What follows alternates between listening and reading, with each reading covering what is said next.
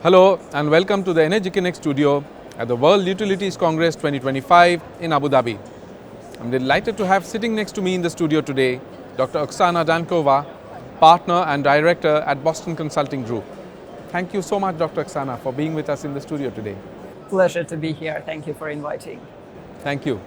To start off, is the energy transition gridlocked, and do you think that grid investment is one of the most critical priorities for the sector going forward?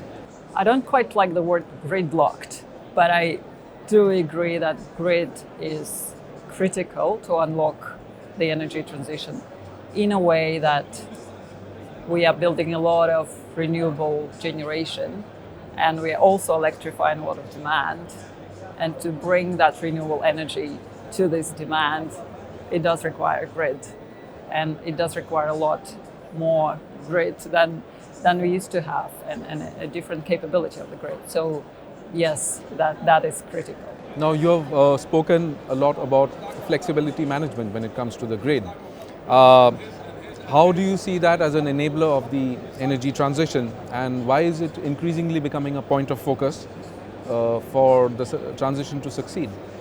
Yes, you know how it's pretty much the features of renewables that make flexibility management the principle of the system design for the future energy system.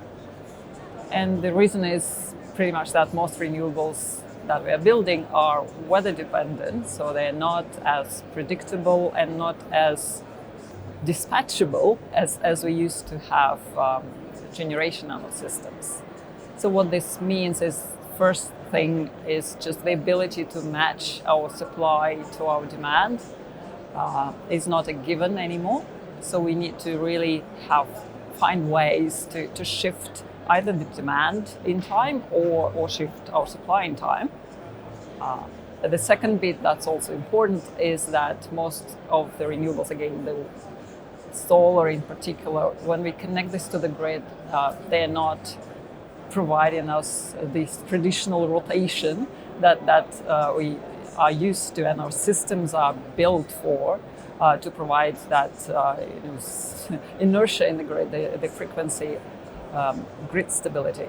Right? So to compensate for the inverter connected renewables inability to support this, grid needs new technology and new capabilities, and that we also call flexibility. What would be, diving a little deeper into that topic, what would be the key pillars of flexibility management going forward? I would really define flexibility management as the ability to react quickly and provide that resilience to the energy system.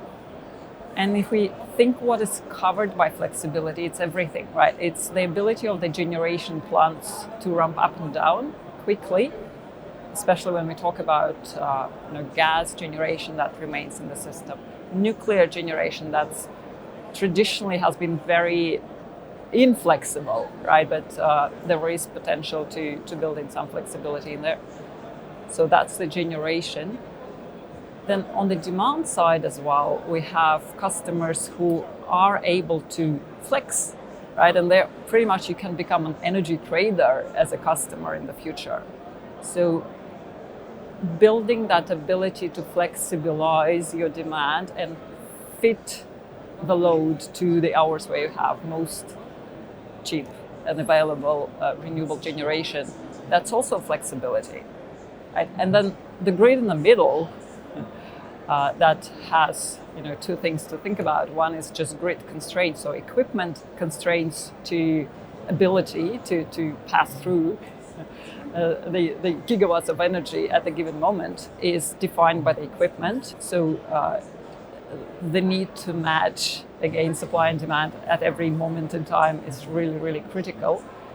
And you use storage for that, for example, right? In addition to flexing the supply and demand. And then also the ability to maintain the grid stability with synthetic inertia sources like synchronized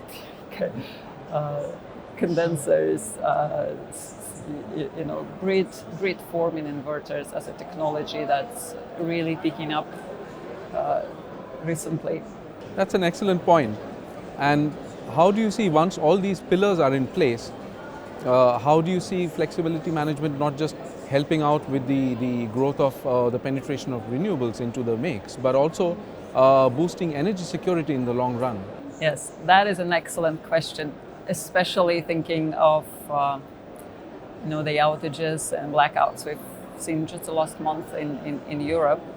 The ability of the grid to maintain frequency and voltage levels despite the less stable generation is critical, in a way that we need that synthetic inertia in the system, which could be provided by different sources, right? Starting from the rotating generation, so that would be obvious, the gas-fired generation, for example. Synchronous condensers is a asset that becomes really important for the grid to have in place. Grid forming inverters is another technology that is really helping. So all of this, as well as the ability to just match supply and demand in time, and have that visibility of what's going on in every millisecond on the grid, and ability to simulate what might happen, including what happens, when the cloud goes over the sun. That becomes critical capabilities for managing the future energy system. That's really excellent. Dr. Oxana, thank you so much for your valuable insights, and thank you for being with us here at the Energy Connect studio. Thank you for having me. Thanks for watching, and you can get more interviews like this and comprehensive coverage of the energy industry at energyconnects.com. Don't forget to follow us on social media, and I'll be back with more studio interviews from the World Utilities Congress. Stay tuned.